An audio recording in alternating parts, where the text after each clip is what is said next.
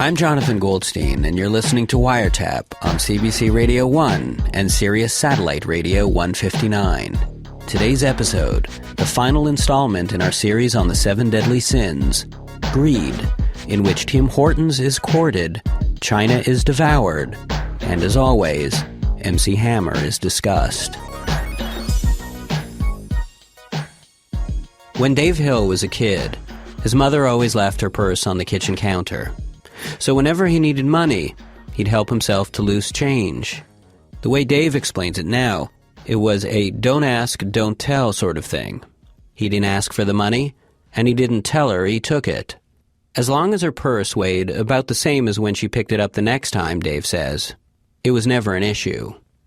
But when he became an adult, Dave was to learn that getting money meant getting a job. Problem was, there was never any that really spoke to him. I recently met up with Dave on a warm spring day in Union Square, in New York, the city where he suddenly discovered his calling. The year was 2003, and Dave was wandering the streets of Midtown Manhattan, thinking about how he didn't have a job or money, or any of that other stuff that tends to be helpful when you're a grown man living in one of the most expensive cities in the world. When suddenly, as if on cue from the gods, a PediCab stopped right in his path. PediCab, to the uninitiated, is sort of a mix between a taxi cab and a horse-drawn carriage, only without the glamour or convenience of either, really. It's basically like a rickshaw, but instead of someone pulling a cart, they're pedaling the cart behind them. But I saw these things, and I thought that's the coolest thing I've ever seen. That's the job for me. Pedaling around, taking people's money. I had visions of just pedaling home at the end of my shift with just money spilling out of the back of my cart, like I was a pirate or something. So Dave phoned the number on the side of the pedicab, and a man named Terry answered. He told Dave to come down to his office.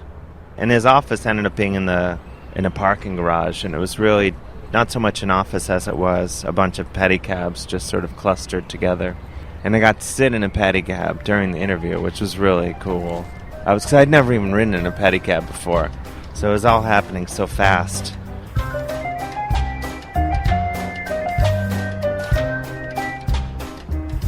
First of all, he's like, most people, they never make it past 2 shifts. This is not fair. It was one of those things where he was trying to talk me out of it, like saying, are you sure you've got what it takes? And I said, yeah, I was born ready, Terry. And at this point, were you doing a lot of bicycling? No, not at all. I hadn't ridden a bicycle in years. I didn't even own a bicycle. No matter, Dave saw himself 20, 30 years into the future being king of the pedicabs. One day, Dave thought, Terry will be working for me.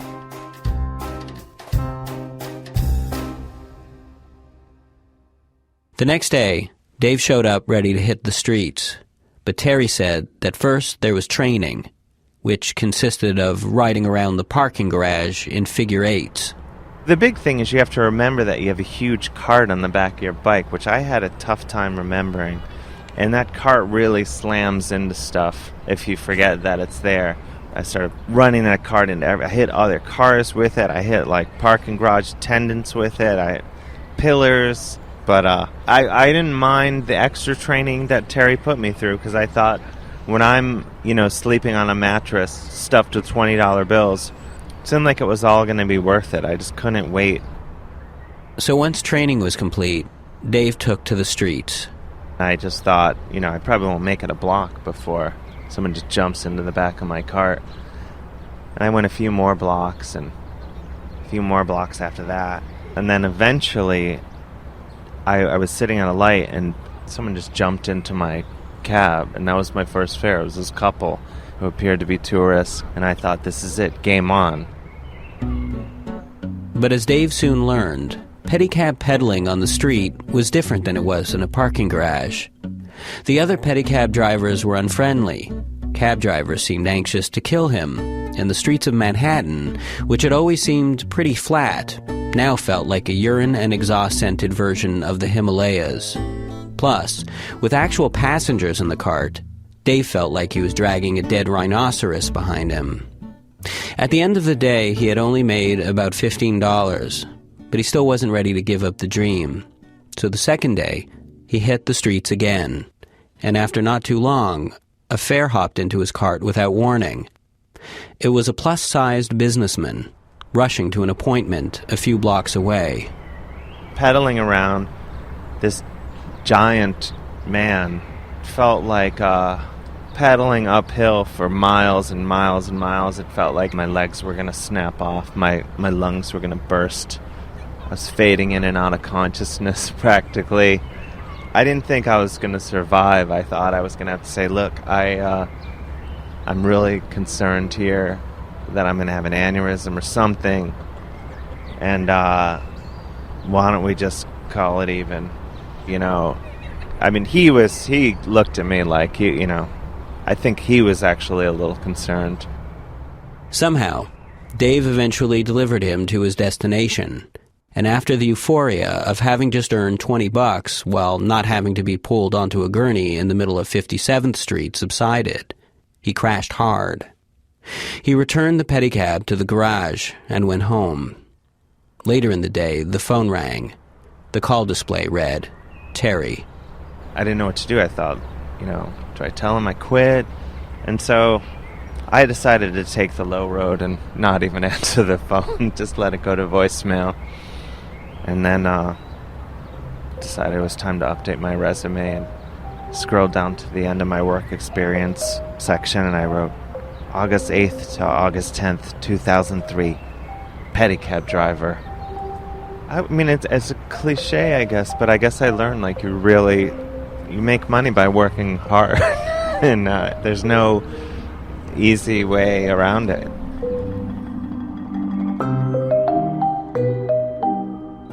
At what point does ambition become greed? At what point does our desire make us, as my mother would say, too big for our britches? How do we know when we're the exact right size for our britches?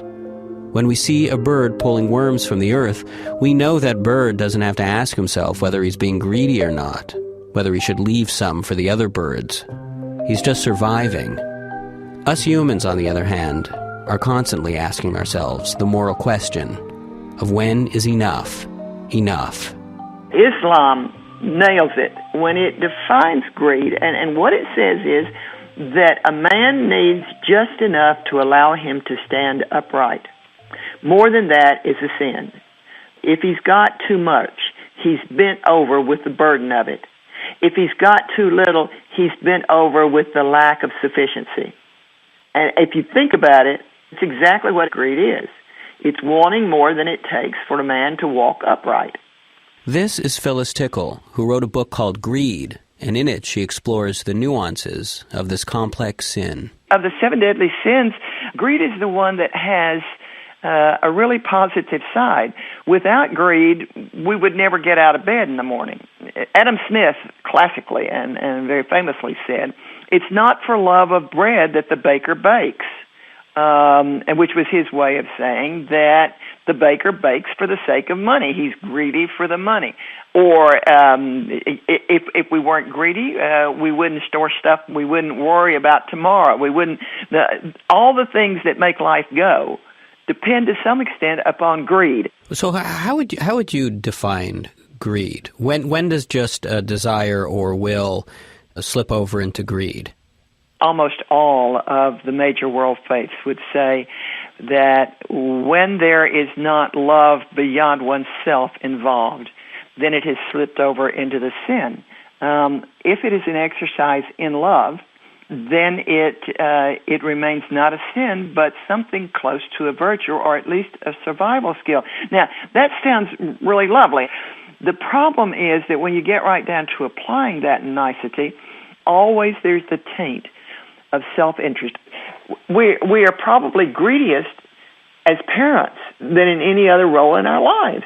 I can look at myself. I'm reluctant to give away a good deal of money that I know in my heart I probably should be giving. And then I think about my children and my grandchildren, and I think, but in a way that's theirs. And I become the victim of mistress greed. So is greed just an extension of Darwin's survival of the fittest? Yeah, and, Darwin comes in and begins to push human guilt somewhere back beyond theology, back beyond private responsibility. And so much of the impetus for Darwin was that pursuit. How come a good God allows all these awful things to happen? Why are we greedy? Why are we basically sinners? And the best way to solve that was to push the origin of greed into pure biology. We are greedy because we had to be greedy in order to survive as a species. Would you consider yourself a religious person? I would consider myself a dangerous Episcopalian. Yes, very devout and observant Christian. So do you think that someone who believes in an afterlife is likely to be less materialistic? Definitely.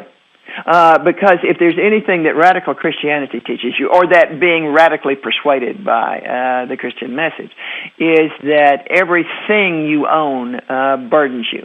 The less you have, the freer you are. And go thou and sell thy goods, and give it to the poor and come and follow me. Disencumber yourself is the theme. And when you disencumber yourself with things, you are able to go wherever the kingdom demands. You're able to love more freely. You have nothing to lose. You don't spend energy defending that which you don't have. And there is enormous generosity, and it comes from being less encumbered.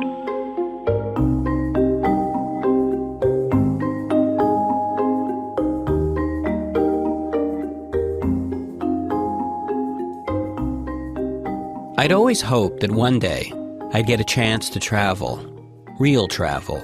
Fanny pack full of traveler's checks, $12 sticks of nougat at the Eiffel Tower bonbon counter, flipping through an English-Italian dictionary for how to say, I can't eat boar's testicles because I'm kosher, but I just never got around to it. So when a travel magazine offered to send me to Hangzhou, the capital of the Zhejiang province in eastern China, I really wanted to go.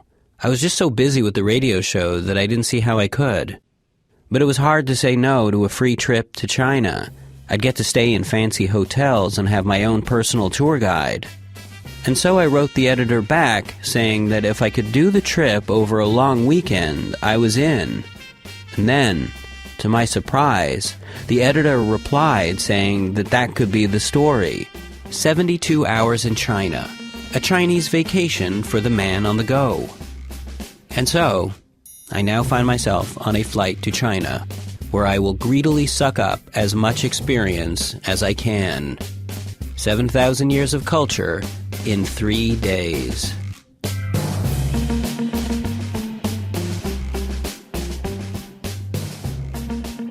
Friday, 8 p.m.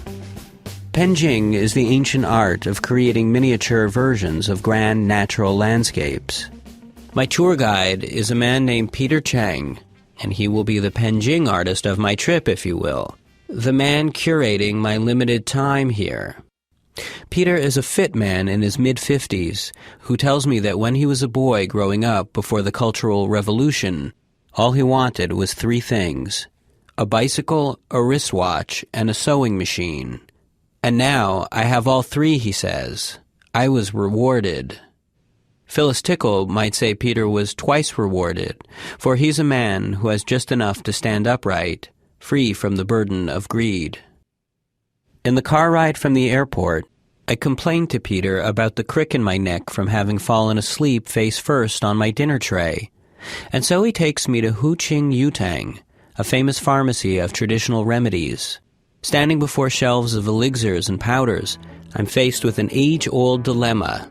Should I buy the Tibetan worms or the seagull saliva? I decide in favor of the antler essence. It's supposed to regulate the vital channel, and whose vital channel can't use a little regulating? And who knows, it might even help with my jet lag.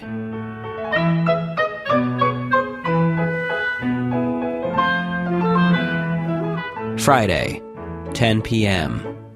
Peter drops me off at the hotel, where I decide to treat myself to a traditional Chinese massage before bed. When I step into the hotel spa, I'm presented with an array of treatments and told that the foot massage is the most popular. "I'll take the body massage," I say. "Foot massage?" the masseuse asks. "Yes," I say, "but a foot massage for all over my body." To my thinking, more flesh equals more experience, and that, after all, is what I'm here for. Saturday, 4:30 a.m. Half awake, I'm being led up a mountain in the dark to a Buddhist temple where I peer into the illuminated entranceway and see about 24 monks in yellow robes and dark brown sashes, praying. I enter and stand off to the side, my hands behind my back. Without a thing to do, I inevitably end up feeling like the temple's foreman. "Peterson, chant like you mean it. Rosenberg, get your back into that bell ringing." Maybe they've got time to lollygag and meditate, but with only 2 days left in China, I need to get my spirit enriched pronto.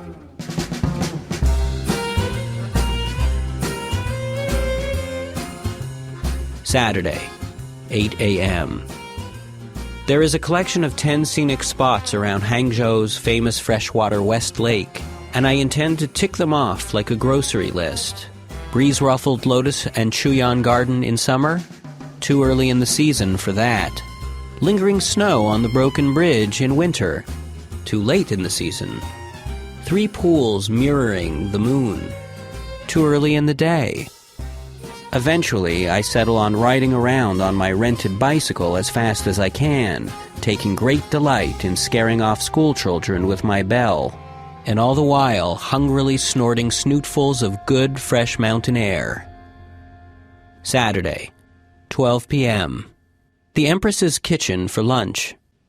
Peter and I eat something called beggar's chicken, which is a hen wrapped in lotus leaves and cooked in a bag for 4 hours. Traditionally, the chicken is wrapped in mud and cracked open with a hammer, but fortunately we are not being that traditional. Peter asks if I'd like a beer, and I say sure. "Cold or warm?" he asks. I'm pretty sure I'm misunderstanding the question, but when he sees my look of confusion, he explains that he can never understand why Westerners would drink a cold beverage on a cold day. "So let's have it warm," I say. Lord knows I don't want to look like a tourist. A beer mixed with jet lag can turn listening to a foreign language into a kind of inkblot test. Though Peter is probably chatting with the waiter about the food, to my ears the phonemes string together to form phrases like "hearty party rabbit stew," "peanut wonder wheel," and, curiously, "Goldstein stinks." At home in Canada, I spend most of my time feeling like a fool. But in China, the feeling is justified. It's been a relief to admit I don't understand anything. The language, the customs, how to operate a toilet. Evidently, it's accomplished with the pulling of a chain. Saturday, 2 p.m. I'm at Meijiawu, an historic tea farm hidden away in a secluded valley. The farm has a 600-year history of producing some of China's most famous green tea. I ask Peter if the leaves are plucked fresh off the branches and dumped directly into the teapot, and oh, how he laughs and laughs. And so I laugh too, though I'm not exactly sure why. Mostly, I guess, to be convivial. It turns out that this tea is sorted and heated by hand, and that the tea I've been drinking back home is essentially garbage water and an international laughingstock. Each leaf must be as flat as a sparrow's tongue, Peter says. I've never seen a sparrow's tongue, but I take his word for it that sparrows do have tongues and that they are indeed flat. I knock back a cup in 2 quick gulps, as time is of the essence, for I've a Chinese opera to catch. "Tasty," I slur from out the side of my scalded mouth.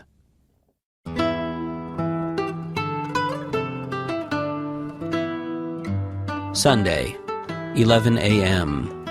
It's my last morning in China. The waitress at Hangzhou House doesn't speak English, but by pointing to the menu and then to my ma, I attempt to sign the words, "Put whatever in my mouth." When the waitress brings me my food, I realize that I've unwittingly ordered dinner for two. I try to savor as much as I can, and with each insatiate slurp of congee, I am bitterly aware that this is my last chance to taste it in its motherland. Could there ever be a more comforting dish than congee? Eating it is like sinking your face into the perfumed cushion of someone you love. Sunday, 3 p.m. The bullet train to the Shanghai airport hit speeds of up to 437 kilometers an hour. And as we jet along, I try hard to take in the last bits of China through the train's window. Trees and roads whiz by so quickly, I can't take in very much at all. Everything is a blur. And so instead, I turn my gaze away from the window, towards a couple in their 70s, sitting opposite me. The woman pulls out a thermos of tea, and as she pours, steam rises from small plastic cups. After patiently waiting for it to cool, the man takes a small sip, and then another. And then slowly, he leans back, like he's got all the time in the world.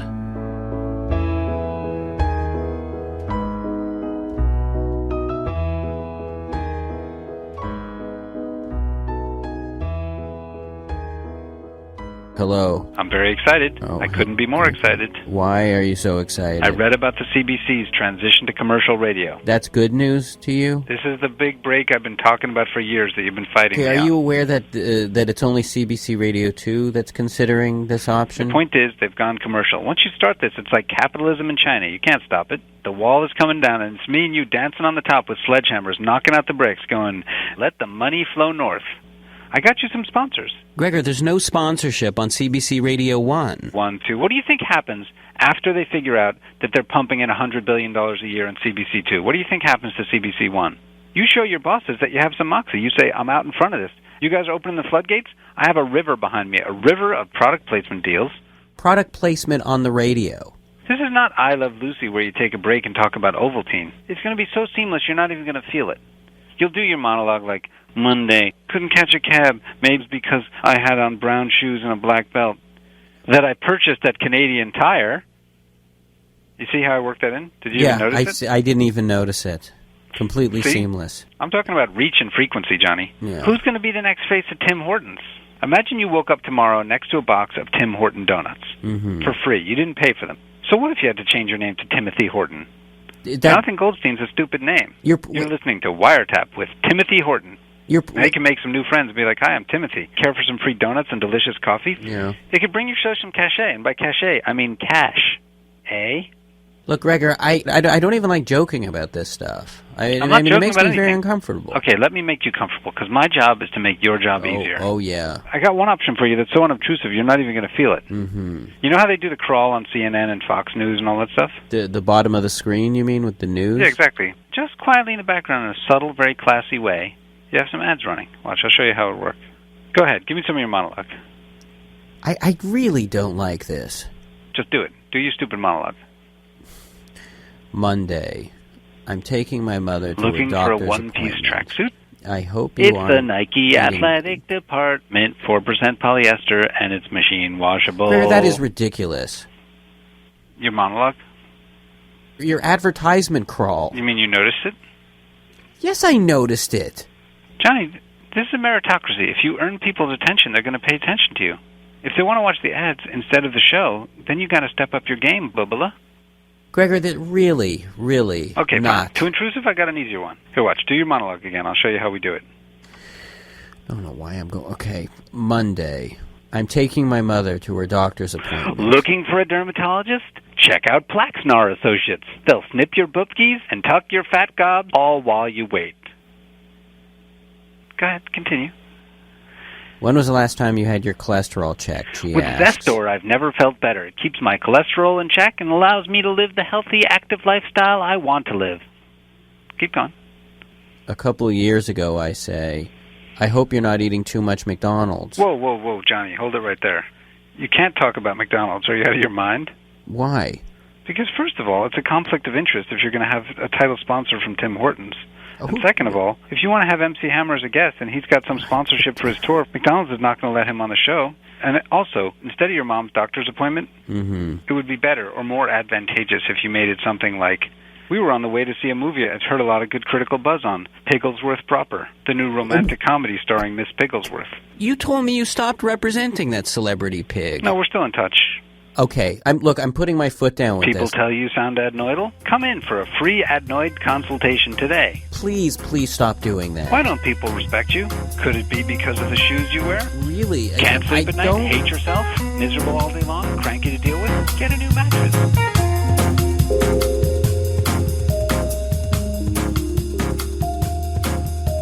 On Wiretap today, you heard Gregor Ehrlich and Phyllis Tickle, whose book Embracing Emergence Christianity is due out in June.